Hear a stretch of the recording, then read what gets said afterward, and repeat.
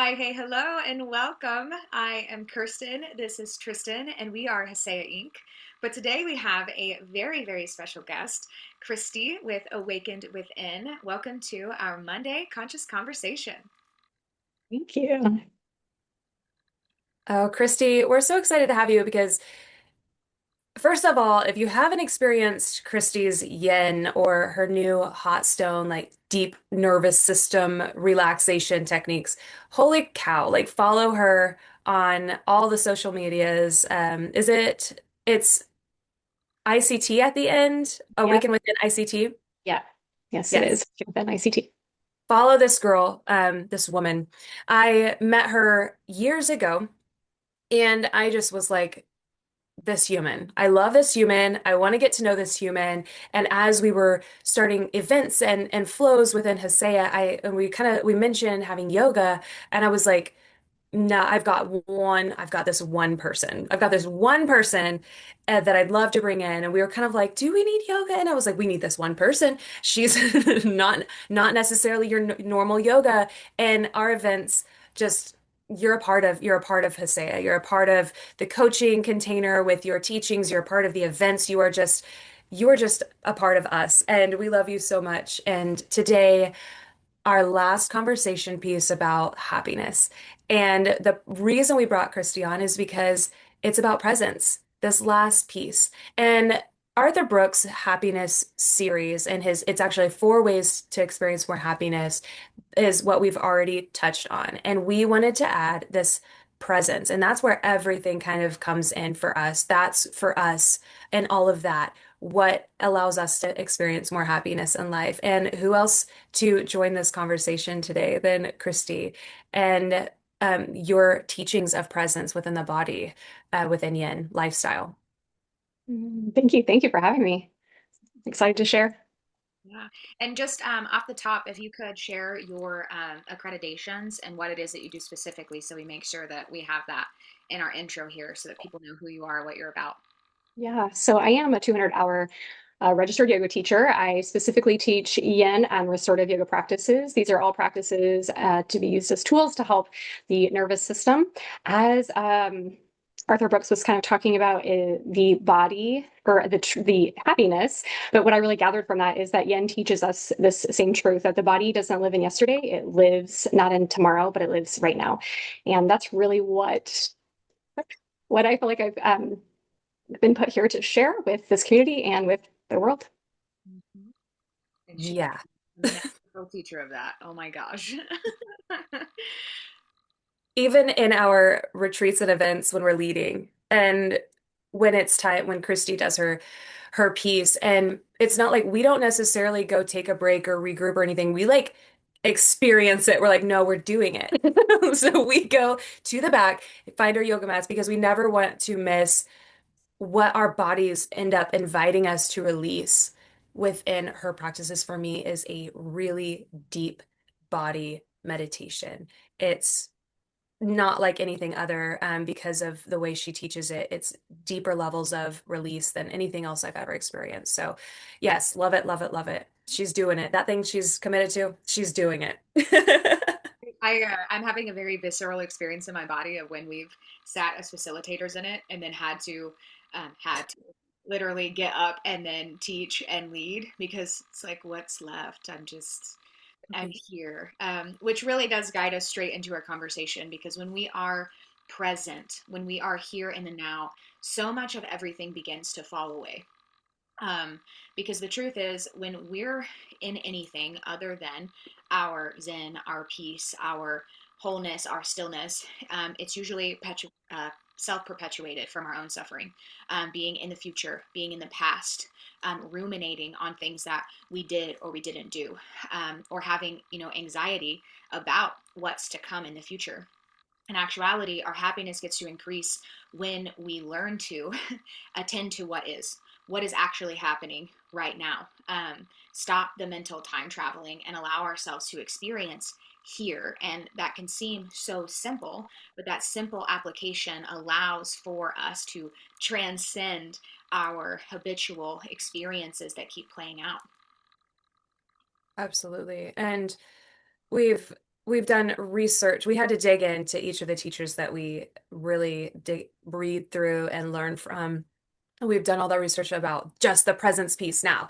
And we can go over that, whenever it feels right, or add some notes within the episode. But, you know, just going ahead and moving deeply into this conversation, the presence is where love lives. It's where happiness lives. It's where worship happens. It's where nature speaks. It's where suffering softens. These pieces that we've talked to, the reason why this part is so important, and we were like, we can't complete this conversation without presence, it's because that's where the magic happens. You can go walk out in nature. You can be in suffering. You can be in worship. You can be in love, but still be ruminating in the past and anxious about the future and living out cycles and cycles. And this presence piece is what is absolutely necessary for all of it. Mhm. Yeah. The something that came up for me while you guys were talking here is like in yin yoga we talk about just the stillness, like we give opportunities for stillness in studying of yin yoga and um, the body. Performance, this desire to perform creates physical tension, and when we start to relax and sit in stillness, we soften into that, and that's that presence. It's seeking not what we think to be, but rather what we know to be as truth. And when we're sitting in that truth and stillness, it really helps us to be here now, present, right? And release, really let sensation and yin yoga within that presence really guide us. That sensation is what guides us. It's what tells us, oh, I am here. I feel this, I feel that, and that's okay. I don't need to change that. I just need to feel just that. Yeah. Yes, that's beautiful. That's perfect. Yes, well said. Just wrapping up with Arthur Brooks, he says, "You cannot be grateful and anxious at the same time. Presence is the doorway to gratitude, and gratitude is a predictor of our happiness." Mm. Yeah, I have just like we really fell in love with that guy. We really just fell in love with that guy. Have just happened to be one of his talks during a big conference that we went to because we're always looking to advance and always working on ourselves, always doing these things that could make us better leaders, make us better business owners on top of facilitating, the work that we facilitate. And, when it comes to our bodies, everything. But Arthur Brooks teaching that happiness isn't found in that fixing the past or controlling the future. It's found in how fully we live right now. And I don't know if anybody's read Eckhart Tolle's The Time Is Now, but this I learned so much. That was one of my first books that I read. It was The New Earth, and then it was The Time Is Now. When I started just like finding like, whoa, hold on a second, and just like hungry for this new realm of teachers that I had found, and that taught me so much about my body, taught me how much about how trauma was, my body was keeping score of traumas and the resistances of things right now and the judgments of the past and all of these things. Um, when I was like, I want more happiness in my life, typic really is the basis of what I was looking for. What is like, I want to feel happy. Like, I want to feel something different. So much of our pain comes from being everywhere except here, replaying, predicting, and bracing. And so I just like Christy's talking about the body being the messenger for this is when my body tenses up and maybe it turns into, feeling super tight and tense. It's like asking myself these questions in practice a little bit deeper and being in the now because the symptoms I'm having is because I wasn't living in the now, right? And bringing ourselves back as soon as possible, right here, catching ourselves as maybe our body is even our nervous system is remembering, a moment of time. Maybe it's a calendar, like prediction of some way that we felt, that time of year, and still working through that nervous system. It's beautiful. Guys, stay grounded in this conversation. Really tangible questions being put forth here, right? Where am I not in the now? Having those reflection um, points in our day to day of where we can recognize that we're ruminating in the past or in the future. How can I be here, be still, and know, so that we can allow for more happiness to flow in our lives within our presence.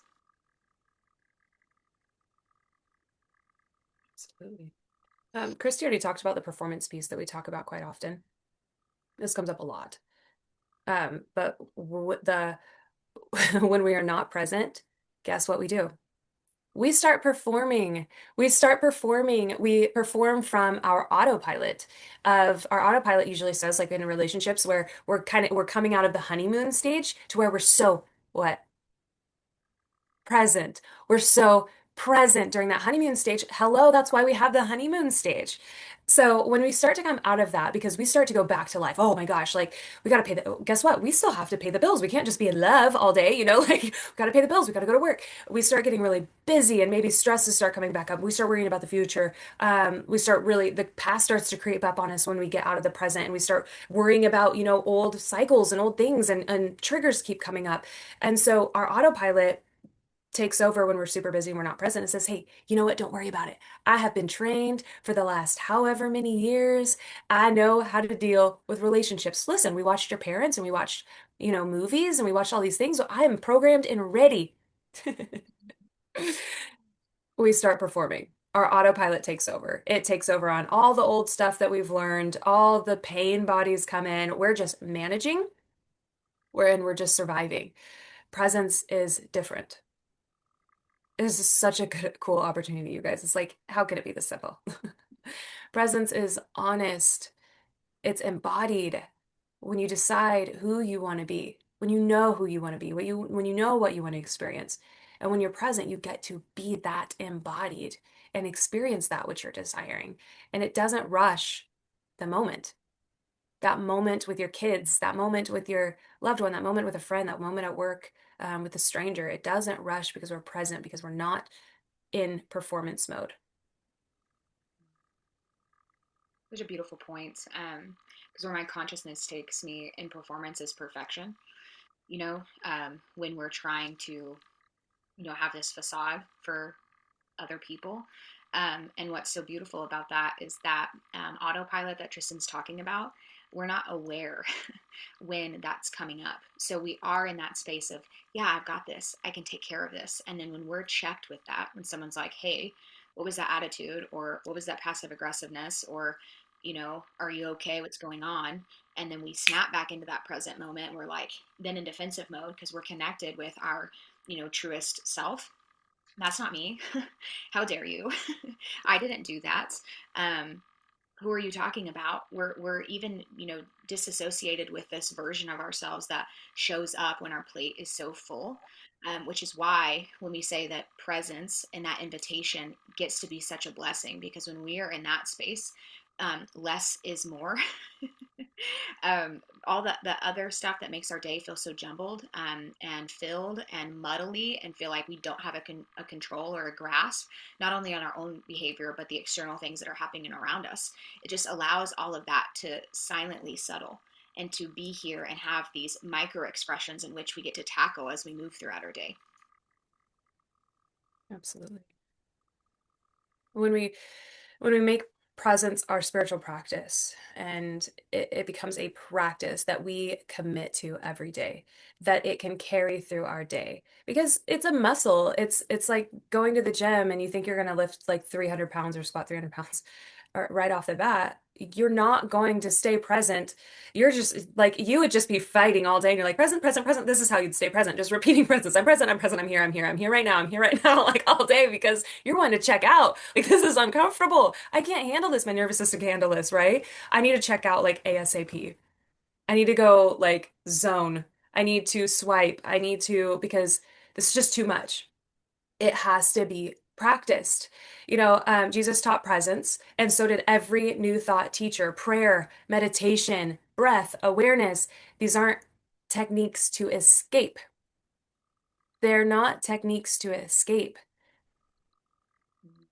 I feel like when we're under the understanding and like the programming, that's what we think we're going to do. We're going to go do breath work to escape for a while. We're going to go meditate to escape for a while. We're not escaping life. There are ways for us to enter it fully and be present. Practice and strengthening the muscles to stay in it, to stay in life. It like felt like that like G-force thing. I'm just picturing the like the pressure and you're like, I can stay awake, like I can stay conscious. I don't even remember some astronaut thing or some, I don't know what it was, but it was just like, no, thank you. It was about the Blue Angels and how they had to practice being able to handle the G-force of the speed of those planes. And that is what I can just see this practice of being present in the breath and the nervous system. It's like preparing us to take the G-forces of the day-to-day life. Mm, absolutely. Which is that's an extreme example, right? No, Like it's not. like what this reminds me of what is like Christy within your practice within yin.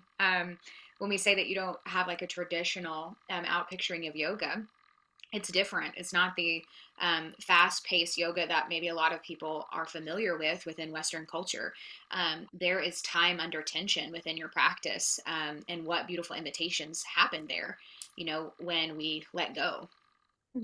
Yeah, in these long held times of stillness, um, with this low load and release of muscular effort, the body really starts to poke and prod and ask you to be present because it's sending you all these signals through the fascia system, this electric system sending messages to the brain that I don't like this is uncomfortable, all of these things. And with that, I've really found that in my own practice, these short meditations in a way, right? Each posture just held for a few minutes gives me this opportunity to just for 3 minutes, can I be present? For just three more breaths, can I be present? Can I feel that breath? But what I've really found in there is that God isn't asking of my effort. Really, He's asking for me to just be available. Like, can you just be here for just this one short period of time? And then you can go do that. Just one more short time. And so that's really what I found Yin Yoga is shared by a lot of my students. The same, their reflection back to me is that they've had those experiences as well. And it's really just a beautiful opportunity to show up in these short little bursts of presence. 100% my experience with your practices. With the history that I had experienced, I had the pain body of a painful body and was really good at disassociating. Like pain, I could handle pain because I could just leave. I'm like, deuces, I'm out. And even through the work that I've done within my subconscious mind and through my emotions and my spiritual health, um, coming to your practices, there'd be moments where I was like, I can't do this. I cannot handle this position. Like I can't do this. And inviting myself in deeper to release that my body can't do this. Release those big stories that were there that had shown up and was showing up very quietly, but very bigly in all of my life, right? Quietly because we don't hear the command. Bigly, because affects the daily life and the big long-term goals when you have, stories about your body. And so the working of staying in my breath instead of holding my breath, which is a big deal, I would start noticing that I was holding my breath. Can't do this. Oh no, okay, I can do this, but I'm going to hold my breath. Nope, I'm going to breathe. I'm going to stay here. I'm going to ask it what it's telling me. I'm going to allow it to go through all of its releases and squirms and I'll just be here for it is incredible. I mean it's trauma releasing and that's why we value your input so much in our community is because we're releasing trauma and that's life-changing and the body also needs its support. That fascia needs its support in releasing these stories, these resistances and the way that we've informed it for so long and how it hasn't really been heard. It's like I need you to hold me. Mm. All those patterns and programs, heck yeah. And all those little challenges, all those physical challenges, all those times in the posture when you want to exit and you're like, what is that? That's where curiosity is really the best tool. And when you just stay in that curious, I'm curious, I'm open, I'm curious, what is this? That's that presence. Like it is, it's the gift, It's the gift. the gift. It keeps on giving. Keep on giving. So what I'm hearing you ladies say, not only can presence kind of eradicate that performance in ourselves, create that space in the body, expand our spiritual practices and what we're allowing ourselves to envelop and experience, but presence can also heal our nervous system within not only the mind, but physically, like within our fascia. 100%. So fascia is actually not just a physical part of our body, right? But it actually does send electric signals out to the brain. It innervates every muscle, bone, every organ, every little part and piece of you. It's actually what holds the shape of your body. So think about covering my heart. Like I'm covering my heart because I feel shame or whatever it is that I feel. And I have these years of this pattern of covering my heart. The fascia actually sticks and holds in that way. And we have to move and manipulate and rehydrate that fascia, that release or that surrendering or that letting go, that present moment, coming back to that. And that's what starts to open. That's what starts to release. That's what starts to change both our perception in our mind and the actual physical shape of our body. Oh yeah. See, I love getting this woman talking. I just love it. I just eat it up. I just love when she's lit on fire. Oh yeah. Yeah, because when we're present, the body feels safe. And when we're curious, um, and when the body feels safe, the emotions can move, the trauma can release, and what gets to return and have space is joy. Joy gets to return, because we're not so loaded down. We're not so busy. Those circuits aren't so busy with old stories and things that are just screaming until we listen. That just like the toddler is going to just get louder and louder and destroy more or do whatever they have to do to get more attention and to get the attention in that moment. And our bodies do that, and our minds, our emotions do that until we can be present enough to move through them and have space. It's amazing, have space. And so, yeah, Kristen, you want to lead us through just some simple practices of presence? Yeah, absolutely. Well, first off the top, if you have resonated with Christy today and her offerings, like we said, go follow her. She has offerings happening this month and next month, and I know we'll continue to do so. So be sure to follow her account. We will tag her as a collaborator with this post, so you guys can find her account super easily. That's one way. Putting yourself in a class, putting yourself in an environment that allows you not to, you're going to be in the driver's seat, but you don't have to direct yourself, allowing your body to be directed, to be here now. But other like simplistic ways that we can do that is just conscious breath, sitting still and reconnecting with the breath. We're laughing about this internally because we were just talking about breath, being in the experience of pregnancy, feeling like there is no breath, and Christy consciously directing me of where else I can breathe in my body, of where I used to find that space and feeling that infinite potential that's there. Naming what you feel without a story. So I'm anxious. Well, if you ever ask somebody, a friend, what's going on, like, oh, I'm so tired. What comes after that? Because that's not the end of the sentence. I've been doing this and I've been taking care of that and I've been going here and this has been going on. That's your story. So letting all of that go, a lot of times is our justification or our validation, for it to be okay that we feel those things. This is your permission today to know that, hey, I can just be tired and not have to energize it. Okay. I can be angry and not have to energize it. I can be sad and not have to energize it. Name it. Allow yourself to feel that emotion. Maybe connect it to that conscious breath and letting it go. We can get grounded. We can get outside. We talked about nature in this series. Let's put our feet flat on the ground, taking those deep breaths, feeling the wind hit our face, fill our lungs, being here now again. I just did it unconsciously, but consciously. Hand it to the heart, connecting to that space. Imagining as if you had a line from the base of your butt, your tailbone, all the way to the top of your head, just strengthening that spine, allowing for all of our energy to flow, all of our organs and our muscles, our tissues, our bones to just be fully in alignment. Soften our jaw. Tristan was talking about this earlier today, recognizing just constriction that can happen just even in the face.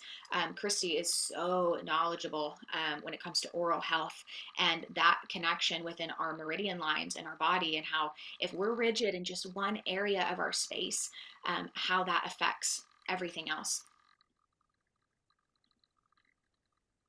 Oh yeah, absolutely. Absolutely. Absolutely. Oh, and if we can focus on one area and be present with it. And of course, the body just comes up today because we're talking about yin, but yin is also such a lifestyle of that presence every day. And what we teach to even start reprogramming the mind and creating new neural pathways is the decision and the responsibility to stay present in the now. When it's uncomfortable, when we start to see that we're checked out and we're letting old versions of ourselves take over so that we don't have to be there. It's the practicing of these muscles to be here now, to handle it, to not do the story of the I'm tired because I'm doing all the things, but there's this actual like deep, deep, deep story in my subconscious mind that took over this like, well, I'm not supported. Nobody cares. It's that's the stories we have to drop is what am I making this mean? Because when we have so many layers of things going all the time, like we're exhausted and we're not present. We're busy dealing with that mental load. So our subconscious mind, our autopilot has to be like, okay, everybody get in line. And you got all the little people just like the inside out that has the buttons and stuff. Go, well, we got to take over. She's busy with this mental load of thinking she's not supported and not loved and not worthy to have anybody show up for her, blah, blah, blah, blah, blah, blah, blah, blah. These stories. And so this empowerment to take back over those buttons, the empowerment to take back over that vision of life, to be able to see the beauty and the joy and the connection to the nature and be in worship and be in love and have the relationships here now to live this life that we get the opportunity to live and quit not living it because we're so tied up in all of the heavy emotional load. If that sounds like you're like, damn, yes. Us three, these women right here, are here to support you and lead you to experiencing more of a life. More of a life. More of a life. That's it. I was going to explain it, but no, that's it.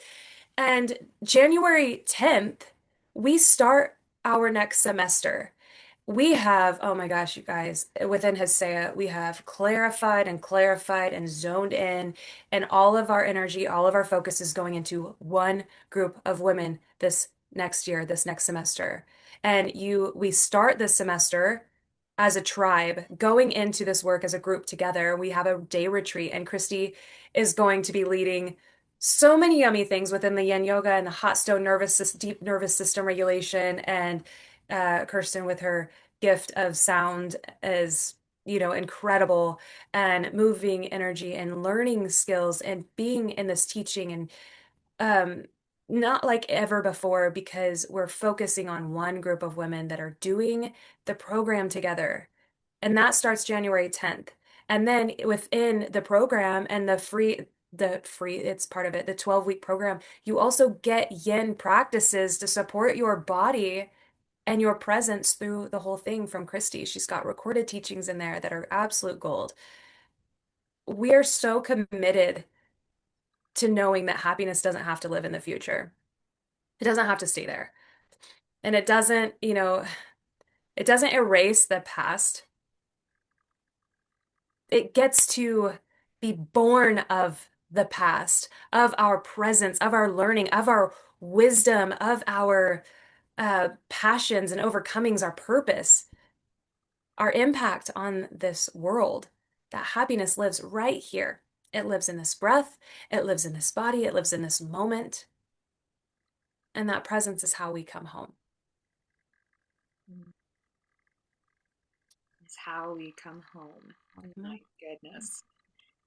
We have so thoroughly enjoyed this series and dropping in because I don't know who doesn't want to experience more happiness. Tristan is vulnerable about where her journey started, about I just want to love this life, I want to enjoy being here. What am I missing?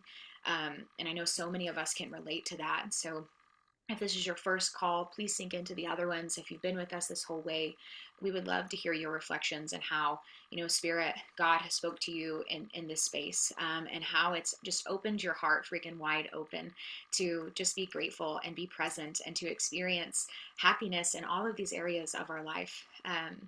Your presence matters. How you show up matters. And that ripple effect of so powerfully claiming that you get to experience more of this thing that we're talking about, this happiness, the invitation that opens up to all of those that are around you. So thank you for seeking. Thank you for being here. Christy, thank you for being here and your unique gifts and your talents. You have moved so much within me. And I know you've done the same thing for Tristan and for other clients that have worked with us in this space. So, God, we are just immensely grateful for you. So grateful to be here. Christy, what would be a piece of advice you would have for our listeners today within that presence and that presence to enjoy more happiness, within their body or wherever you're inspired within that yin lifestyle? Um, Slow down. Give yourself permission to be slow, to move slow. When I'm doing a thing in my life, am I still rushing through that said thing, whether it's washing the countertop or washing the dishes? Am I moving my body fast, or can I just slow all of that down and just be more mindful of the pace in which I'm moving through space and time? And recognize that just because I even may be in a like a rushed state because I do have to da da da da da, that's how life might be today. But noticing within that, can I slow breath? Can I slow my breath? Can I slow the movement of my body?